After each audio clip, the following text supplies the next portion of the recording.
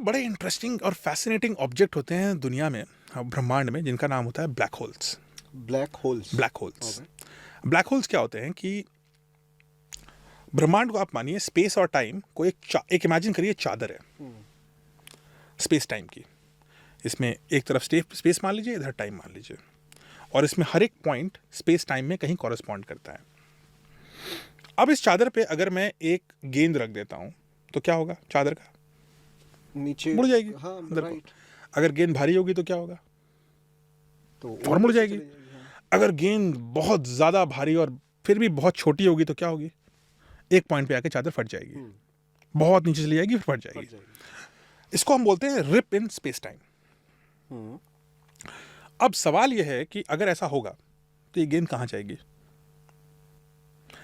And that is where there is a theory कि अगर हम ब्लैक होल यही करते हैं। ब्लैक होल क्या होता है?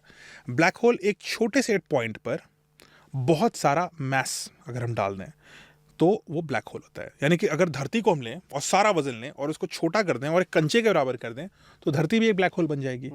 सूरज को अगर हम लें और एक मे बी इतनी बड़ी फुटबॉल के बराबर या थोड़ा और काफ़ी बड़ा कर दें, एक्चुअली करीब 20-25 मीटर का कर दें, तो सूरज भी एक ब्लैक होल बन जाएगा। तो किसी ब्लैक होल क्या होता है? कोई छोटी सी एरिया में बहुत सारा मास, वेट। तो अब आप इमेजिन करिए उस चादर पर ब्लैक होल, उस चादर पे एक बहुत भारी गेंद की तरह है और रिप हो गया स्पेस टाइम। हाँ, स्पीड से। स्पीड की तो कॉन्सेप्ट ही नहीं है। स्पीड तो है ही, स्पीड तो अभी चली गई क्योंकि टाइम को तो मैंने एक्सेस पे डाल दिया ना। सो ये जो स्पेस टाइम फैब्रिक है उसको, उसके ऊपर ब्लैक होल रखा मैंने, तो ये ब्लैक होल बहुत भारी है और बहुत छोटा सा है, तो वो बुलेट की तरह इसको छेद करता हुआ कहीं निकल गया। So there is a theory which says कि black holes are rips in the space time fabric. और ब्लैक होल्स बहुत है। इनफैक्ट हर एक मिल्की, जैसे हमारा जो मिल्की वे है, इसी प्रकार से हर एक गैलेक्सी के सेंटर पे एक सुपर मैसिव ब्लैक होल होता है, बहुत बड़ा ब्लैक होल होता है। हमारे वाले का नाम है सैजिटेरियस ए स्टार। अब ब्लैक होल के अंदर क्या है किसी को नहीं पता। इंटरस्टेलर मूवी देखी होगी आपने, उसमें यही होता है, ब्लैक होल की तरफ चला जाता है।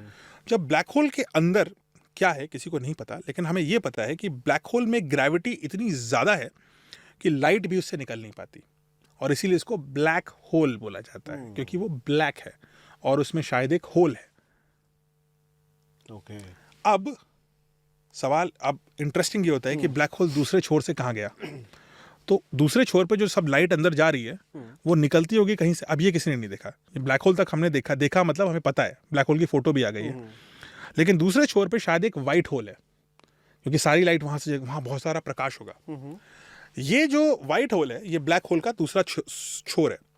ये अगर कहीं पे भी छुएगा, कहीं तो निकलेगा ही, वो कहीं और स्पेस टाइम में निकलेगा। यानी कि ना सिर्फ आप स्पेस में ट्रैवल कर जाएंगे, टेलीपोर्टेशन कर जाएंगे, आप टाइम ट्रैवल भी कर जाएंगे।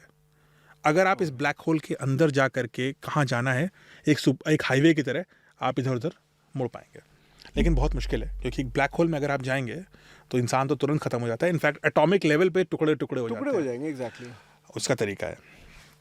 वी हैव टू इन्वेंट, अभी लगेगा 200-300 साल अगर बना तो we have to invent something called exotic matter.